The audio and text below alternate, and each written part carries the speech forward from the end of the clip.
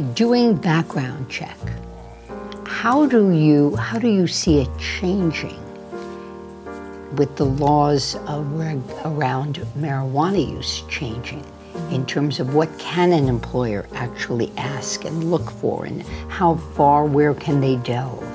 Sure. So the pre-employment drug testing, after the recreational marijuana law was passed, then the pre-employment drug testing, slowly our clients in New York State eliminated the panel for marijuana. So on a pre-employment basis, employers in New York State generally are not testing for marijuana anymore. There are still some exceptions, very, very few, involving federal contracts and deals with the federal government. Then, there's also, with the drug testing in the background investigations area, there's incident, and there's also random. So of course, those have been taken out of random, but incident, it's still, it can be considered an incident, but the issue there is you can't tell impairment or how long it's been, because it can be in their system like 3 to 5 days. So there's still impairment generally is about a 3-hour window, and the THC breathalyzer would be able to test for that.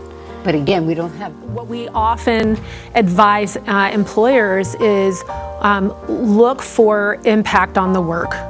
Look for impact on safety. If someone's operating equipment, are they doing it in a safe way?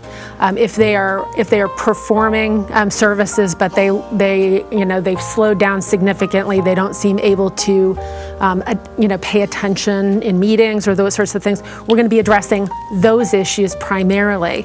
And the reason for it then will necessarily have to come second, because in the grand scheme of things, because of a lack of any kind of clear, bright line or standard, it's really difficult for employers to use that as a particular basis. So right now, you really... I was just going to say, the challenge, though, for employers is that some safety positions do have a statutory or a legal mandate for testing, even in the private sector. So, okay, we've got those safety positions, but those aren't the only safety positions that we have to worry about.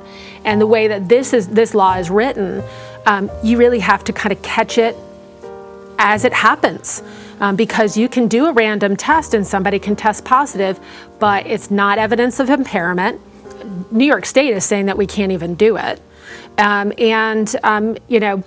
if we see impairment some other time, we're going to have to really be, employers are going to have to be screening for it. Joanmarie, why is...